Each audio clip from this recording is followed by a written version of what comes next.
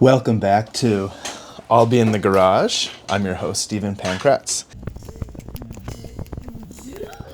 What we need to do is finish our basement area. What side is that? North? I don't know. The compasses don't work downstairs. There's too much radon. And we need somewhere to put all these books. I don't even know how to read. Leah wants, of course, something sort of mid-century Danish, whatever. The boss will tell me when she knows what she wants. She likes the million layers that come with the Baltic birch. What is the actual thickness of 3/4 inch Baltic birch? Let's check. I have the tools. Not 0.75, but 0.70. A key and important piece of information is that the thing I'm making is sort of like a bookcase and is also kind of like a bench. So it's called a Boonkch. It's going to be 8 cubes across and then 2 down. Each one's going to be a foot by a foot. A foot by foot by foot, because cubes have 3 dimensions in my universe. Design choices that are going into this. Leah didn't even, she wants me to stain it and seal it and all that stuff, but she's kind of done with the golden oak. She wants something a little more brown, red, but not too orange. I don't know why. Orange is a good color. Fight me in the comments. As much as I complained about it in the kitchen desk project, doing those like rabbit miter bits, I want to do that again, but this time better. I've already got a cut that's 1/4 inch deep, and I'm gonna come from the side. I'm just gonna ride along with my new bit. It's got a bearing on it. God willing, I will have a nice clean edge. I'm gonna tape the underside, and hopefully that'll prevent splintering and crap. Other fun choices. I've actually made something kind of like this before.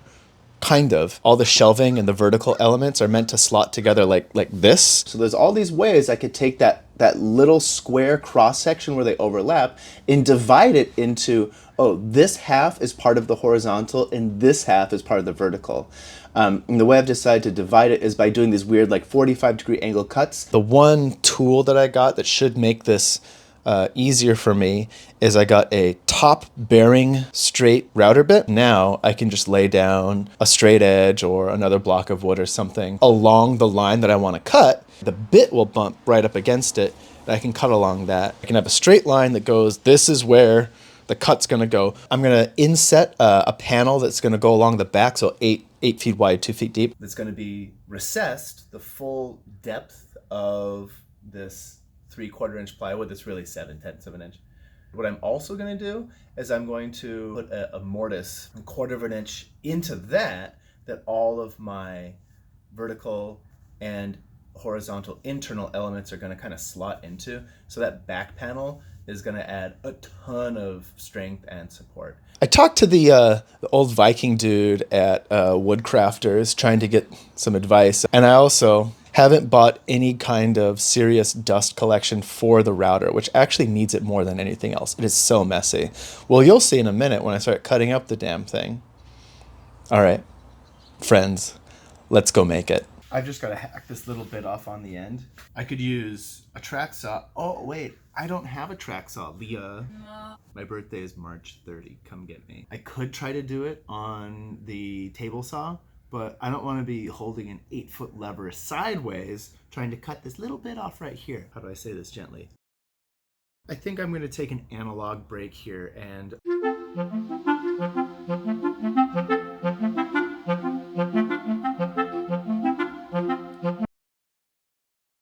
I've got to cut this groove all the way across.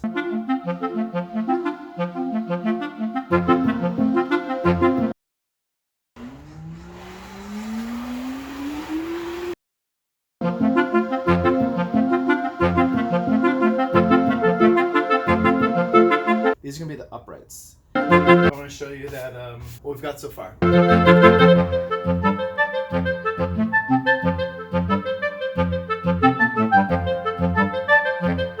This would be a lot easier if I had a really specific kind of tool. This is a giant T-square that I'm using as a straight edge for my router work. This will plop into any previous cut I've made, assuming it's the right width. From this edge right here to here is a distance of 11 plus 1 plywood width. So this should just snug in. That's no promise that it's gonna work great. And here you can really see how different the markings were on one board to the other. So having like a really straight line. Yes, I checked, this is actually straight. I wish that I could use both sides of my T-square. The top is kind of bowed up and the bottom is kind of bowed under. So it's not quite flat enough on top for me to confidently use both sides and assume that they're going to be exactly the same height. So I'm only going to use this one.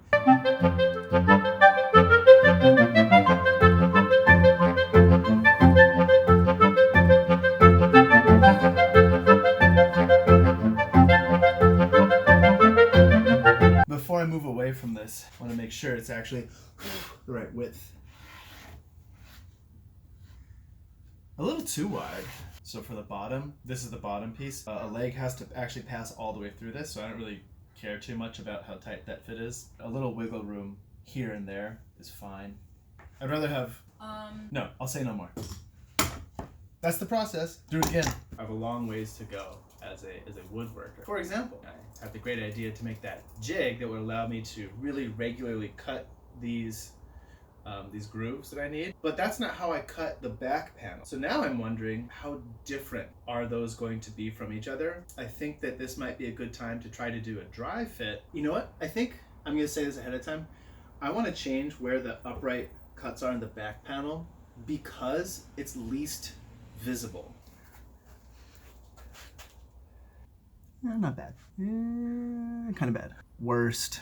More worst. That widens out to like 3/16, almost a quarter of an inch, down to an eighth, another eighth. They were all lined up until I got clever and made that jig. So now, while everything is nicely exactly 11 inches apart, they just don't line up anymore. The back panel is the one I'm gonna correct. And I just woke up from a nap where I was playing a bassoon that I owned, and I was showing Leah how cool it was. I'm taking it as a sign that today is just gonna go awesome. I'm finally cutting the mitered rabbit joints. They're gonna bring together the sides and the top.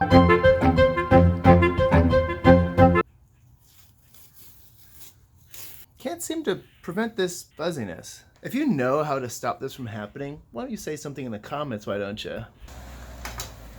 This is the back of the piece. So this tiny little gap you see right there at my thumbnail is no biggie. But I do have enough stuff done that I can do a second to last dry fit. Play around with some clamps and hopefully everything will line up. Leah's really excited to be on camera. No, I'm not. Leah, contain yourself. Doodle-doo. 1, 2, 3, 4, 5, 6 of my uprights. I need to carve those up so that they will mesh with my middle shelf. It's a mitered mess. I'm going to do this just as carefully as I can. I'm going to attempt to explain what this joint is supposed to look like in the context of what I'm about to do next. This is the middle shelf. I'm gonna cut 5.5 inches in. I'm gonna ride along the outer edge here. I'm gonna put an incline there, 45 degrees, going down and in 1/4 of an inch. This shelf carries a lot of weight. I don't wanna weaken it that much. So this is gonna be solid. And then I'm gonna put the same cut that I'm doing right here onto my uprights, so they'll slide together. And that leaves this little region in between. On the upright, that little region will be left solid. On this one, it's gonna be a cutout. See, if I hadn't talked about this, I would have screwed it up. Thank you, YouTube.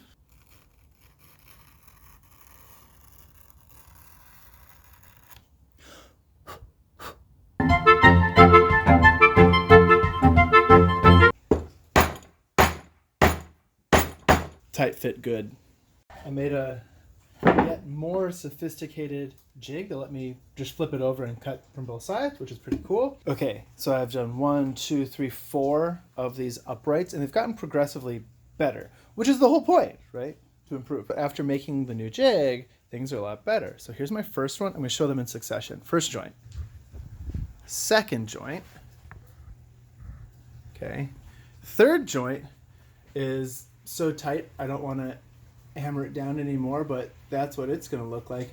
And then the fourth joint was just right. It slid on and it was snug. Oh, that's the dream, right?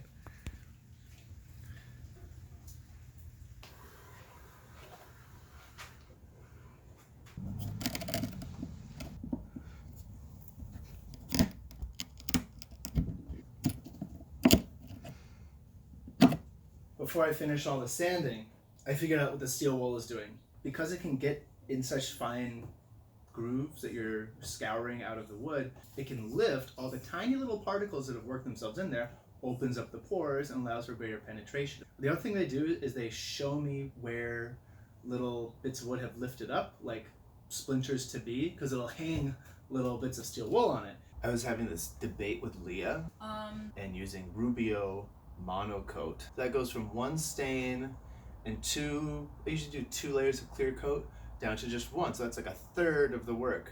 But there's another thing. The surface area of my project to cover, the whole thing was 2 sheets of plywood. If there are 4 surface areas of plywood, 4 one sides, right? Well, I could reduce the amount of work I need to do when it comes to the worst part of this kind of project. I could do 1/12 of the overall finish work. You know, I'll do the glue up too with it unfinished. And once it's all assembled, why don't I just finish it assembled? It's 1/12 the work in a way. Just in taking apart, putting back together, moving things on and off. We're rolling the dice on this one, but I think it'll be fine. I'm convinced. I didn't have quite enough clamps. What I've been doing is kind of hunting down all of the squeeze out and scraping it off. But my thought is that anywhere I see glue is places that glue has penetrated into the wood, whether I can see it very well or not. So those spots are just gonna never stain quite the same. If I had finished this before starting to do the glue up, I would have run into the same problems, but now I'd have a layer of glue on top of a finished surface, and when I go to scrape it off, it'll be really visible. So I think I'm still right in the way that I did this. Anywho, I have yet to attach the top. I have some gaps on the side that I can pinch closed, do screws from the back into at least these side elements to pull them tight. Anyway, I'm gonna work on that now, and then we're gonna glue the top on and screw it in place. It's gonna get glued on 1, 2, 3 edges. This time I'll more carefully do all the glue wipey outy. Can you move this? Alright, so it does curve. I don't care. Are you filming me? How much does it curve? There's like a little wave to it. A little wave. Hi. Hi. We'll let the fans decide. Stain time.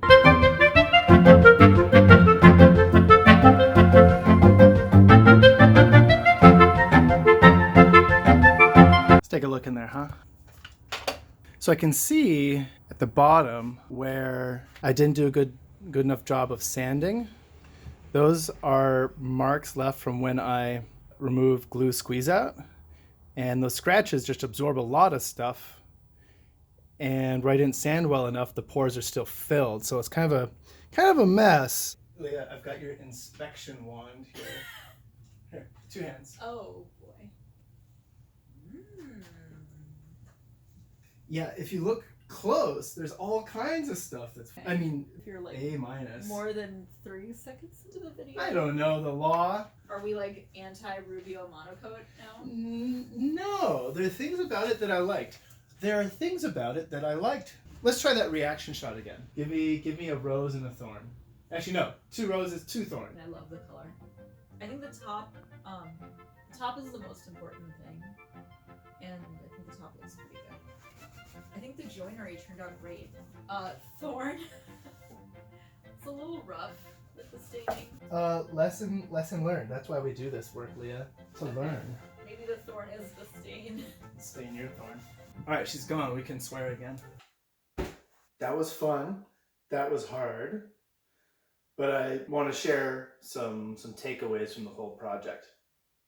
For the first time, I actually kept careful track of what everything costs. Wood, stain, incidentals, all that stuff was about $500. It was a 38-hour project. If someone wanted to buy this, I'd have to charge a lot of money. And I feel bad charging a lot of money because of, well, all this stuff I learned. 1, making a jig is a great idea. I also learned that when it comes to stains, I do hate a stain. Dark stains on light woods are really unforgiving when it comes to how much that stain will penetrate.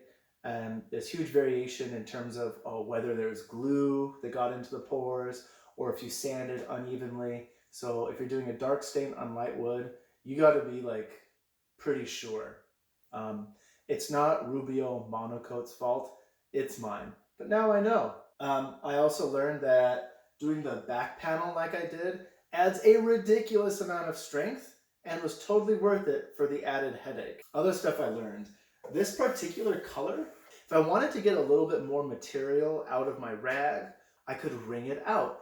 But the stuff that comes out when I wring it was actually a different color. So they probably have a brown, a red, a black, a yellow, a blue, a handful of different pigments. They just mix in different ratios, which makes sense. That's how we, color foods and stuff like that. So be careful of that. I'm not sure how to avoid it, but just be aware that that might happen.